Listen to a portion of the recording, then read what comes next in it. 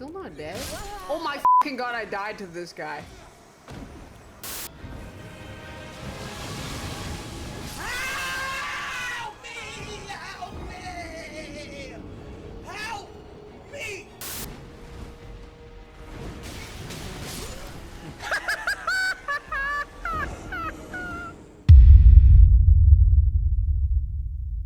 Welcome back everyone. In this video series, we study the performances of 15 different streamers against the various bosses of the Elden Ring DLC. Today's episode will focus on the fight against my favorite boss in the DLC, Midra, the Lord of Frenzied Flame.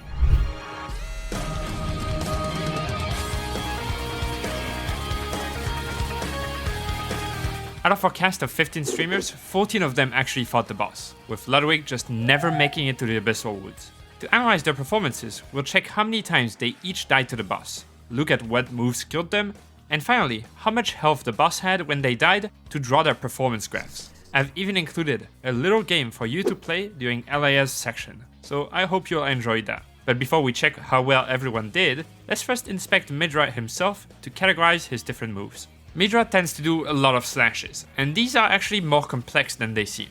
Most of the time he slashes 3 times, but the timing can be a bit different depending on the player's position.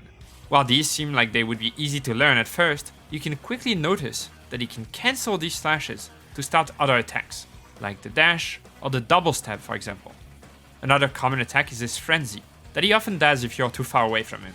He also has a floating swipe and this multi-spin type move that can catch rolls as it hits multiple times. And finally, he has these little dagger stabs that he can do. Then, at around 70 to 50% of his health left, he can transition into phase 2, and while doing so, he uses a move I expertly called Boom, because it goes like this. In phase 2, he gains access to new moves, like the Madness Beam and the Frenzy Slam. He also has a huge combo consisting of 5 Frenzy Swipes. This is probably one of his strongest moves, as it has a massive range, and you can't really roll backwards to space it easily. His grab is quite interesting, as it can damage players, even when they dodge the first half of it. The phase 1 floating swipe is now upgraded into a frenzied version of it. He can also lunge after doing a frenzy attack, and, last but not least, Midra can detach his head and send it as a homing projectile that deals massive damage in a huge area when it explodes after a few seconds. So now that all of us are experts at recognizing every move the boss has, let's look at how our beloved streamers manage to adapt and play around Midra's attacks. As usual, we'll start with 2 average performances to be able to get a baseline. This time, we'll take a look at Emiru and 39 Daph. They both died 17 times to the boss. Emiru was level 176 with 9 Scatter Blessings and using a blood-infused Milady. As you can see from her graph, her fights were slowly but surely getting better. But then Midra grabbed her, and I think it awoke a sort of beast inside of her, because she let out a very weird sound.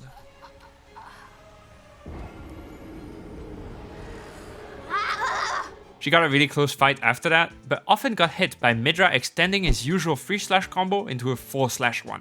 Another move that can be surprising is the double stab, as it doesn't necessarily look like he will stab a second time, so if you don't keep it in mind, it will get some good hits. After dying 17 times, and enduring a terrible last fight, she went back in and defeated the boss.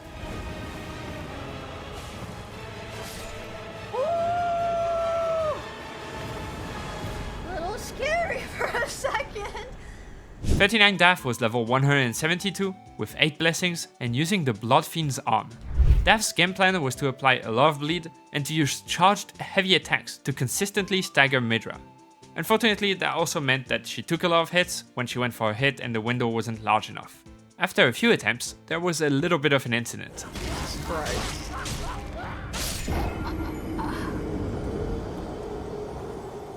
Yeah, I called it Gnome in the stats, but she did die 2 times to little Midra. Other than that, Midra weaving a little frenzied burst in between 2 swipes was also a little bit difficult to deal with, but after only 17 deaths, she bonked Midra to death. Die? You just have to hug his ass. And now that we have a baseline, let's look at our best performer, Distortion 2, who beat the boss on his very first attempt. He was level 219 with 14 blessings and using the Shadow Sunflower Blossom. When the fight started, Dist actually got hit a few times, but due to having a pretty good build, he was able to survive and heal back to full before going back in. It was quite impressive to watch him fight. He managed to easily dodge some moves even though he hadn't seen them before. And since Midra is, in my opinion, one of the most readable bosses in Shadow of the Erdtree, he ended up dodging everything towards the end of the fight. His weapon wasn't dealing a ton of damage, but due to some well-timed staggers, he quickly disposed of the boss. Oh.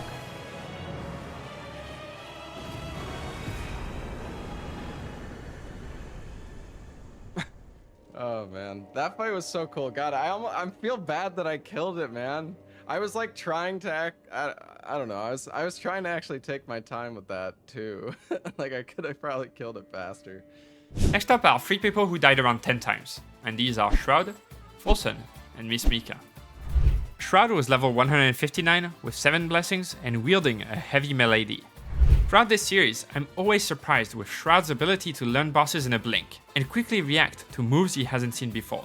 You can see from his graph that every attempt was a very solid attempt, despite his number of blessings being quite low compared to most other streamers. Oddly enough, he died the most to one of Midra's rarest attacks, the head explosion. It always happened in very unfortunate situations, and honestly, looked quite hard to deal with from his position. That was cool. That was cool. Okay, this fight seems... This fight seems chill. What's that? Oh, interesting. So it's a flaming bomb that... Okay. Alright, I'm starting to see more of his moves. He was also the one, aside from Distortion obviously, who reached Midra's second phase in every single one of his fights. This consistency allowed him to emerge victorious after only 7 deaths. Very, very bad stuff. That guy should have died in like 2, 3 maybe. All good though. It's fine. Damn, you get a lot of souls. 410? Folsen was level 142 with 12 blessings and using an ancient meteoric ore greatsword. It is quite surprising to talk about Folsen early on in the video, but for some reason he actually did rather well against Midra. Worth noting that he went to fight him after the final boss of the DLC because he missed it beforehand, and during his first attempt he died to little Midra.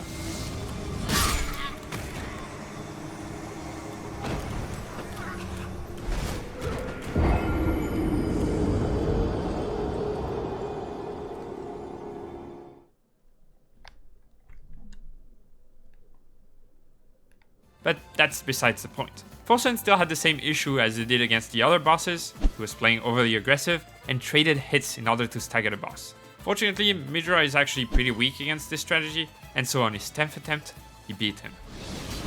Bye-bye.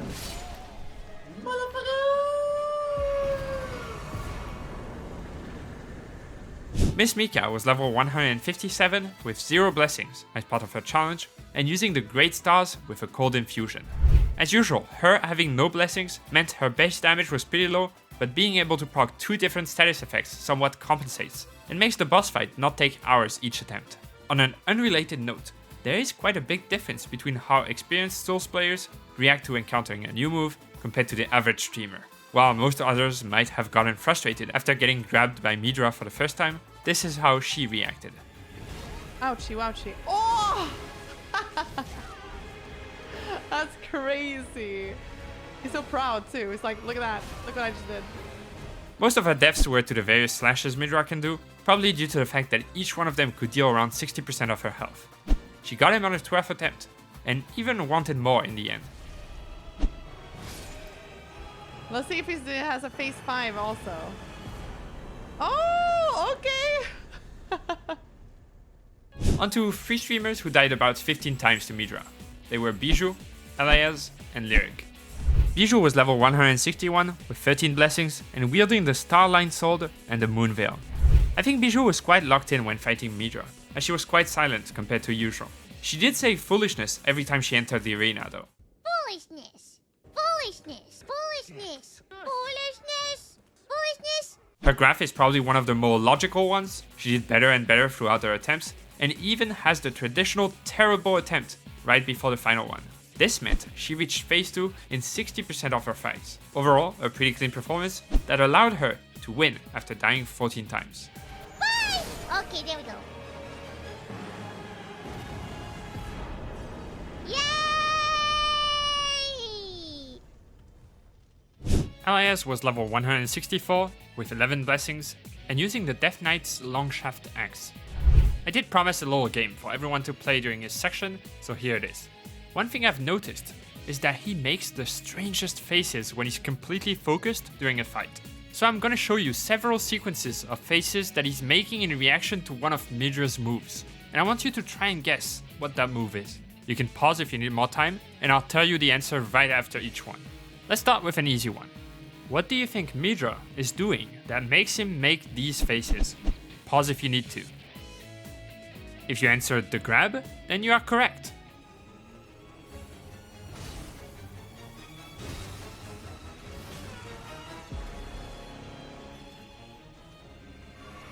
Now hopefully you got the hang of it, so let's move on to these faces. What is Midra doing? The answer was the head explosion.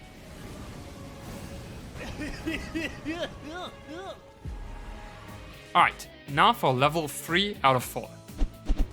This is a rough one. Think you got it? Well, obviously, it was the default slashes.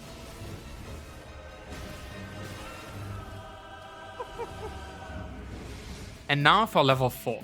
What do you think is happening on screen for Ella to make these faces?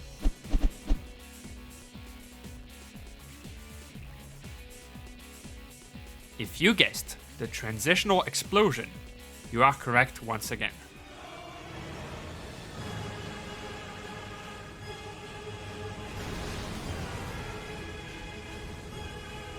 I'm pretty sure this image will haunt me forever. Be sure to let me know how well you did on this short quiz in the comments below. As for his performance, he died quite a bit to the double stab and the 5 frenzied swipes. I think partially because he was trying to use the deflecting tier and the timing can be quite tight on some attacks. After dying 15 times however, Midra was no more. Die!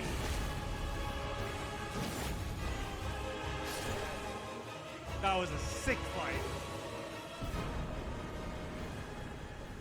That was a really good fight.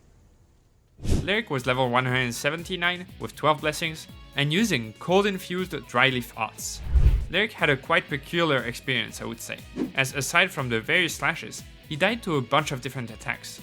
Most of his deaths were just him encountering a new move and needing one more attempt in order to learn it. He was also the only one to really experience the true range of Midra's transitional explosion. Okay, bro. Holy shit. His graph is a bit chaotic with a lot of ups and downs, but on the 17th attempt, he finally made it work. 5. You.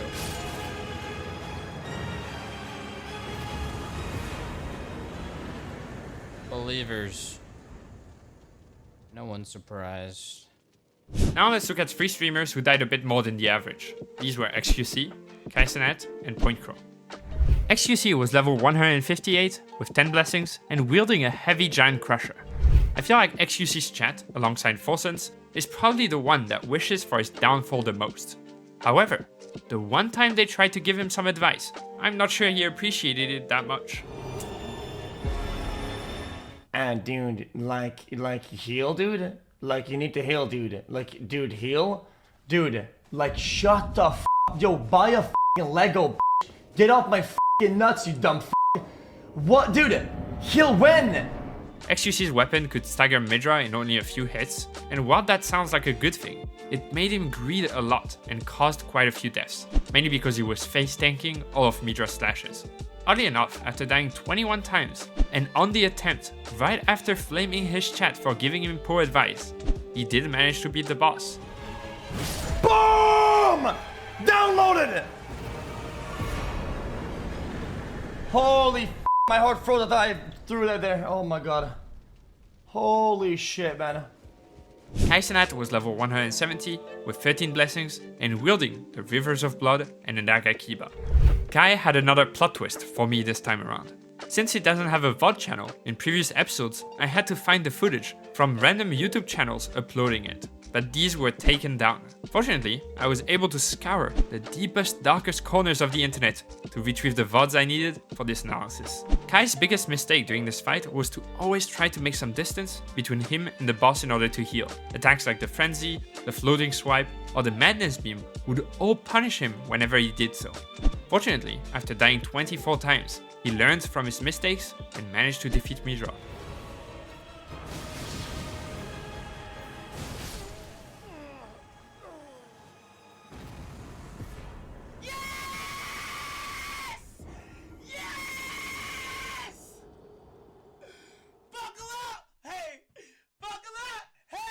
Point Crow was level 176 with 9 blessings and using the Bloodhound's Fang and Morgoth's Cursed Sword. Point Crow somehow had a pretty similar experience with most bosses we have studied so far. He slowly learns each move and eventually gets better and better. You can see from his stats that he died once or twice to a lot of different moves, but ended up getting a good grasp on the boss's moveset. I would also add that a lot of his deaths were due to him greeding for hits, but at the same time, when I see how the final fight ended, I can't really blame him.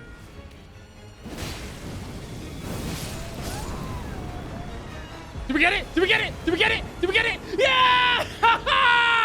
Green always wins! Yes! That's the second time this happened today! And finally, we have Asmongold and Kadro, who did a little bit worse than everyone else. Asmongold was level 191 with 15 blessings and using the Black Steel Great Hammer with the Fingerprint Stone Shield. As with some of the other bosses, Asmongold encountered Midra when he was still using his double halberd jump attack build, but it didn't go so great.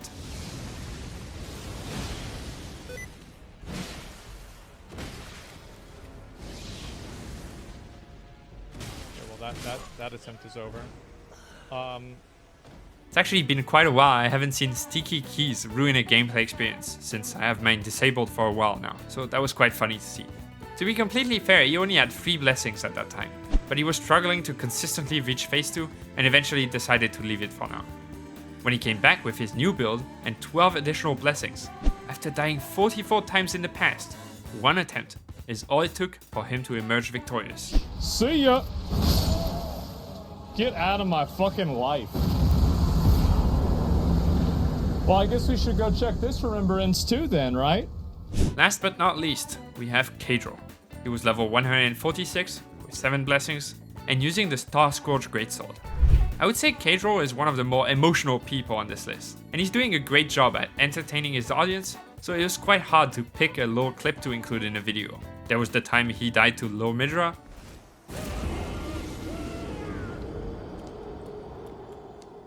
Don't say anything. Shut up. Don't say anything. Don't say anything. Shut up. Stop it. Or when he got angry at himself instead of getting angry at the boss like most people would. You're so greedy, like it doesn't make any sense what you're doing. He has attack, you dodge attack, you attack. You wait attack, you dodge, you attack. It's not rocket science, you stupid f***. Okay, I got it now. But my favorite has to be him timing himself out after a particularly atrocious fight.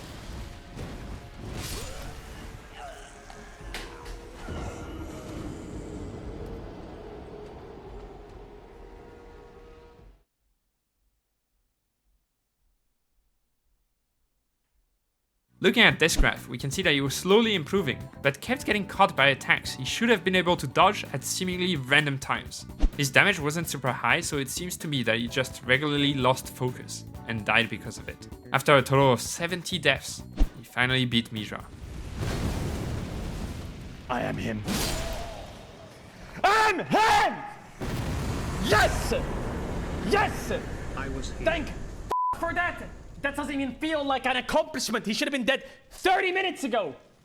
In general, reception was quite positive for Midra. People seem to have enjoyed fighting him much more than some of the other DLC bosses.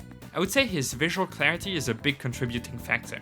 It's never confusing to fight him, and most of his moves are self-explanatory in how to dodge them.